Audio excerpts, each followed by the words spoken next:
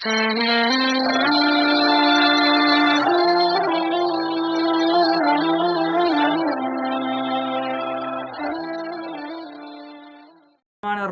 अस्सलामु अलैकुम वरहमतुल्लाहि वबरकातुहू।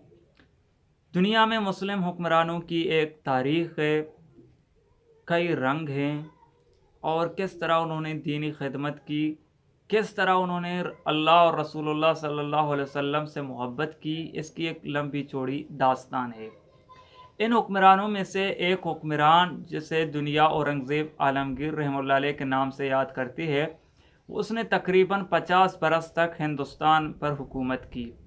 एक मर्तबा एक ईरानी शहज़ादा औरंगज़ेब आलमगीर रहमतुल्लाह अलैह से मुलाकात करने की नीयत करके हिंदुस्तान आ गए। हिंदुस्तान आने के बाद औरंगज़ेब आलमगीर रहमतुल्लाह अलैह के मुलाकात हुई तो औरंगज़ेब आलमगीर रहमतुल्लाह अलैह ने रात गुजारने के लिए उसको अपने कमरे से मुत्तसल कमरा में जगह दी और वहाँ पर शहज़ादे को रात गुजारने का ठिकाना दिया। रात का तकरीबन 1:30 बज हो गया था कि देखते हैं कि अचानक सुल्तान यानी औरंगज़ेब आलमगीर रहमतुल्लाह अलैह ने आवाज़ दी और अपने मुलाजिम, अपने चौकीदार को, खादिम को, जिसका नाम मोहम्मद हसन था, तो औरंगज़ेब आलमगीर ने अपने खादिम को हसन कहकर पुकारा। शहज़ादा देख रहे हैं खिड़की से कि जब हुक्मरान ने, बादशाह ने यानी औरंगज़ेब आलमगीर रहमतुल्लाह अलैह ने अपने खादिम को आवाज़ दी, तो आवाज़ देने के फ़ौरन बाद उस मुलाजिम, उस खादिम हसन ने एक लोटा पानी लेकर आया और दरवाज़े पर रखा और दरवाज़ा के सामने लोटा रखने के बाद दोबारा अपनी जगह पर जाकर खड़े हो गए और किसी तरह का कोई बात नहीं किया, यानी बादशाह से किसी किस्म का कोई बात नहीं हुआ, कुछ न हुआ। सिर्फ हसन का नाम सुनकर उसने एक लोटा पानी लाकर दरवाजे पर रखा और वापस हो गए।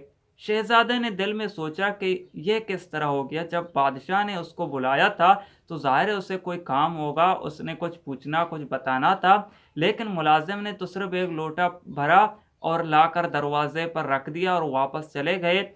शहजादे ने सोचा कि तकरीबन इसको सज़ा दी जाएगी, हुक्म अदूली पर इसकी पकड़ होगी, लेकिन चूँकि रात काफ़ी बीत चुका था इसलिए शहज़ादा भी आराम करने के दर पे था और आराम करने का सोच रहा था और इसी तरह कोई बात करने का मौका न मिला। बहरहाल रात गुजर गई और रात गुजरने के बाद सुबह जब उस खादिम से मिला और कहा कि रात को जब सुल्तान बादशाह ने तुझे आवाज़ दिया और पुकारा ए हसन, और तूने कुछ कहे सुने बगैर आकर एक लोटा पानी दरवाजे पर रख कर चले गए, तो क्या बादशाह इसका नहीं पूछते? क्या बादशाह इस बारे में आपसे सवाल नहीं करेगा कि आपने उसका कुछ सुना भी नहीं, बस लाकर रख दिया और चले गए? जब ये सवाल सुना तो उस खादिम मोहम्मद हसन उसने कहा कि दरअसल बात यह है, जब मेरे हुक्मरान सरदार मुझे पुकारते हैं कि हसन, तो मैं समझ जाता हूँ कि उस वक़्त वो पानी चाहते हैं, उस वक़्त उसे वज़ू या गुस्ल करने के लिए पानी दरकार है, क्योंकि मेरा नाम मोहम्मद हसन है और मुझे जब औरंगज़ेब आलमगीर रहमतुल्लाह जब भी पुकारते हैं तो मुझे मोहम्मद हसन के नाम से पुकारते हैं, हसन के नाम से कभी भी नहीं पुकारते। लेकिन मुझे उस वक़्त जब हसन के नाम से पुकारते हैं जब बेवज़ू हों, जब उसे पानी की ज़रूरत हो, गुस्ल और वज़ू करने की ज़रूरत हो। तो जैसे ही मुझे बादशाह ने हसन कहकर पुकारा तो मैं समझ गया कि इस वक़्त बादशाह को पानी चाहिए वज़ू करने के लिए या गुस्ल करने के लिए, क्योंकि बारह बादशाह औरंगज़ेब आलमगीर रहमतुल्लाह अलैह बग़ैर वज़ू से, बग़ैर पाकी के नबी करीम सल्लल्लाहु अलैहि वसल्लम फ़िदा हो अबी व उम्मी का नाम नहीं लेते। यानी जब भी वो बावज़ू हों तो मुझे मोहम्मद हसन कहते हैं, किसी भी वक़्त कोई भी ज़रूरत हो, लेकिन जब मुझे हसन कहकर पुकारते हैं तो इसका फ़ौरन मैं समझ जाता हूँ कि इस वक़्त बादशाह बग़ैर वज़ू के है। इस वक़्त बादशाह औरंगज़ेब आलमगीर रहमतुल्लाह अलैह को वज़ू का पानी चाहिए, क्योंकि बिला वज़ू वो मोहम्मद सल्लल्लाहु अलैहि वसल्लम का नाम नहीं लेते। ये एहतराम है जनाब मोहम्मद रसूलुल्लाह सल्लल्लाहु अलैहि वसल्लम का नाम का।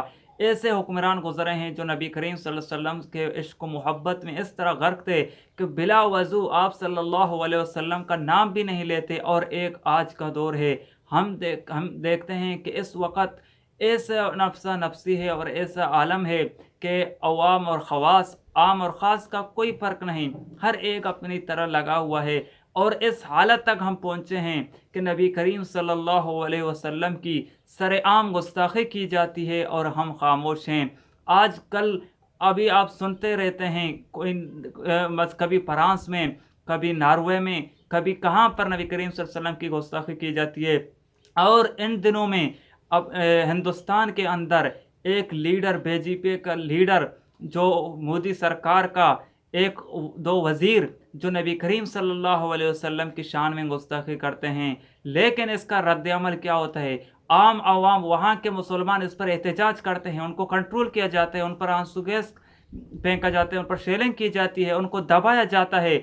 और दूसरी तरफ अरब हुक्मरानों ने कम अज़ कम इतनी गैरत की कि उनका बायकॉट कर लिया। अरबों ने उनका उसका बायकॉट कर लिया और किसी हद तक माशी ज़रब लगाकर उनको किसी हद तक सुधारने की कोशिश की। और दूसरी तरफ एक हम मुसलमान हैं जो कुछ नहीं करते, सिर्फ ज़्यादा से ज़्यादा इतना कहेंगे कि हम इसकी मज़म्मत करते हैं, बस इतनी सी बात। वो भी बड़ी गनीमत है अगर इतनी बात हमारे हुक्मरान कर लें, अल्लाह उनको तौफीक दे तो ये भी बहुत बड़ी बात है। लेकिन वो भी कई हफ्तों के बाद, कई दिनों के बाद और कई वक़्त के बाद इस तरह के तबसरे करते हैं। वो भी ऐसा लगता है जैसा बदिल नख़्वास्ता कोई बात कर रहे हों। तो उम्मीद करें, दुआ करें अल्लाह तबारक व तआला से, अल्लाह ताला औरंगज़ेब आलमगीर जैसा हुक्मरान